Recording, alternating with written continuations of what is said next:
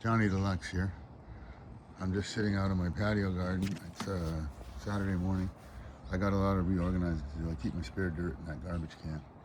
Anyway, why am I reading the King James Bible aloud in the garden on the internet? Well, I consider the King James Bible to be one of the greatest human accomplishments. If you look at, when it was written in 1608 or something, 1604, they didn't have electric lights, they didn't have indoor heating, they didn't have, they were working with quill pens or whatever they were working with. And they put together this book that's got so many, footnotes and references and all this kind of stuff. And they put together this incredible book where, every word has been considered by, and every word is debated and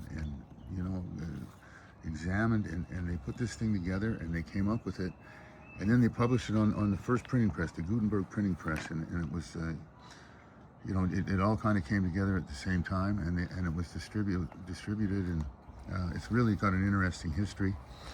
In fact, in one of the versions of the Bible, they forgot one word. I think it was thou shalt not commit adultery. It said thou shalt commit adultery or something.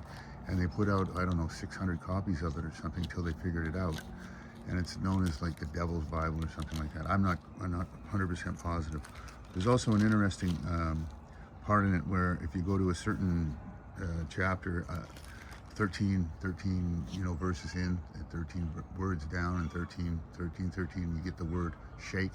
And if you come from the back, 13, the same, you get the word spear. And there's a lot of talk about that. That's Shakespeare's signature.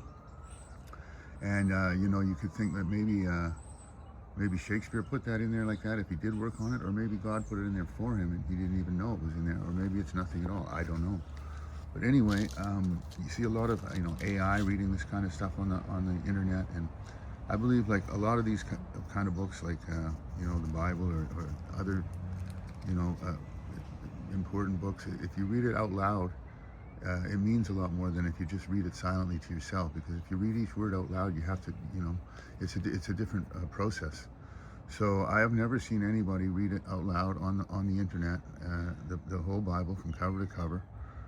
So I'm going to do it, and I'm going to start. I'm going to actually start with the title page. This is my Bible. I'm going to start with the title page, and I'm going to read the foreword, and I'm going to read one chapter a day.